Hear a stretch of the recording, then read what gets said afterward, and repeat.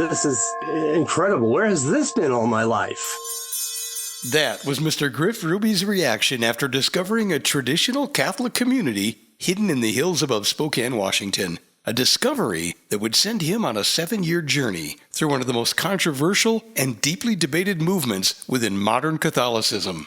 The Curated Chapter. Stories worth knowing. Hand-selected voices. Fascinating people. Hidden stories with Sam Humans. Welcome to the Curated Chapter, a chapter-sized look at books and the people who write them. Now today, we've opened up the book, The Resurrection of the Roman Catholic Church, a guide to the traditional Catholic community, by Griff Ruby. In it, Mr. Ruby explores the sweeping changes that followed Vatican II, the major Catholic council of the 1960s that reshaped how the Church interacted with the modern world, including changes to the Mass, language, liturgy, and the Church's relationship with other faiths. Now, for many Catholics, Vatican II represented renewal and modernization. But for others, it marked a dramatic departure from tradition, and that tension sits at the heart of this book. This is an intelligent and deeply researched work, but for listeners unfamiliar with the term Vatican II, that historical context is important here. According to Griff Ruby, authentic Catholic tradition still survives today, but in small, faithful communities scattered around the world, including one hidden in the hills above Spokane, Washington. And when he found it, it changed the course of his life. It's a whole massive hub of the faith up there, and everything is the old way. Everything's in the Latin, all the old theology, all the theology works that form the basis of what they teach. And I saw that. I'm in awe. This is incredible. Where has this been all my life? I mean, I know about the church. The church is structured a certain way. And then here's these communities. They're not fitting the usual, what most people think of as the structure. And yet they clearly have more claim on it. And that was kind of the interesting dichotomy that impressed me. I wanted to know more about this. That curiosity formed the basis for this book, and he says it wasn't just what he found in Spokane that fascinated him, it was why communities like this existed at all. Why had so many Catholics spent decades searching for older forms of worship, older theology, and older traditions that they believed had largely disappeared from mainstream Catholic life after Vatican II. And perhaps more importantly, if the Catholic Church is meant to preserve continuity across centuries, how could such dramatic change happen in the first place? Answering that question led him into years of research, travel, interviews, and historic study that eventually became this book.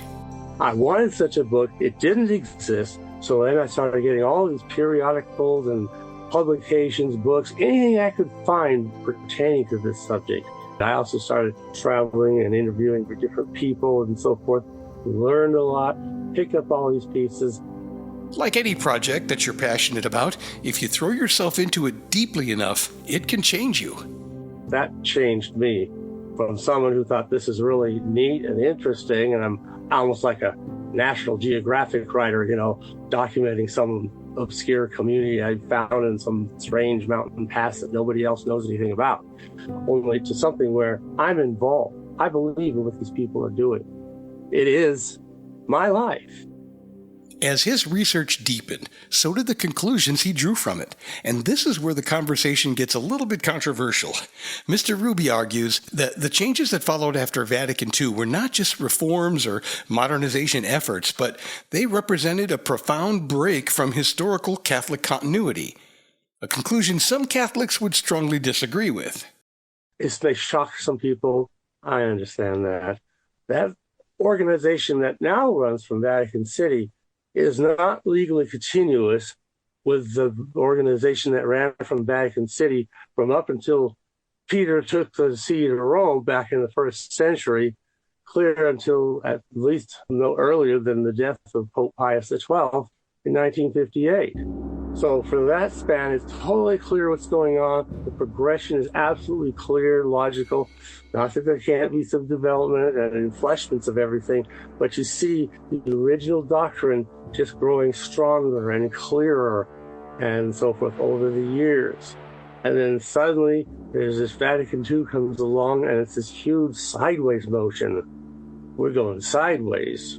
At the center of his argument is the belief that authentic Catholic tradition has survived not within the modern mainstream church, but within smaller traditional communities like the one he found in Spokane, Washington. Communities that preserved the older Latin Mass, older theology, and older forms of worship. And for Mr. Ruby, this isn't simply about nostalgia. He believes something much larger is at stake. They're not the church anymore. God protects the church. He keeps the church on the straight and narrow.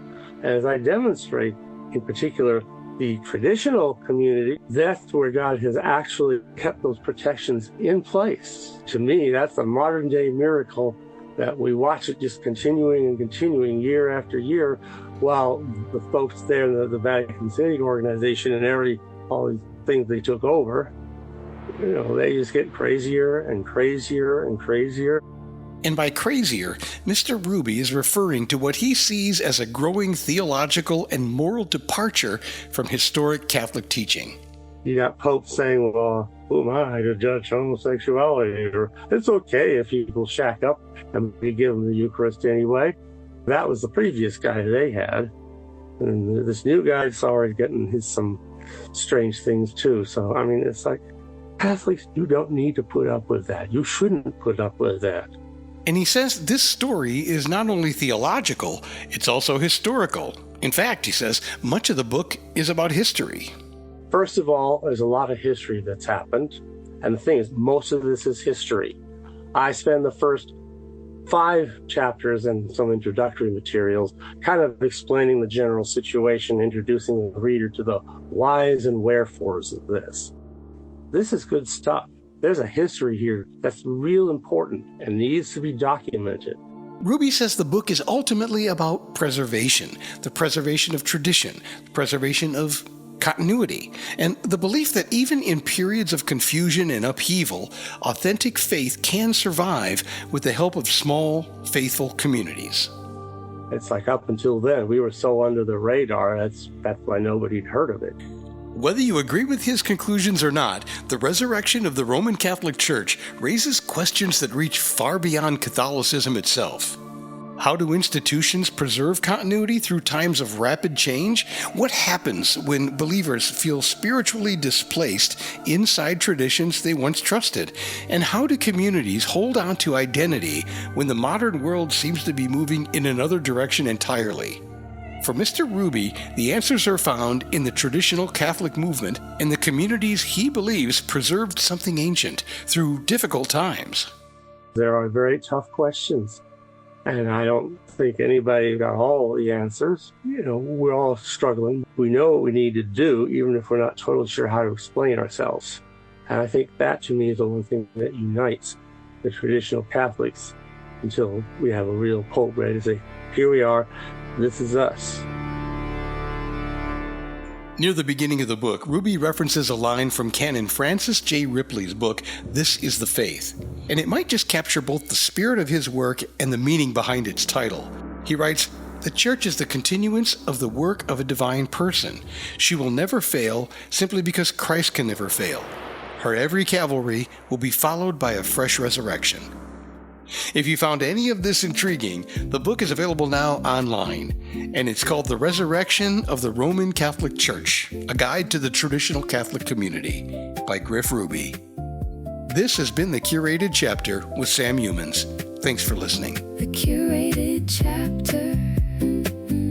Stories worth knowing. Stories worth knowing. Hand-selected voices.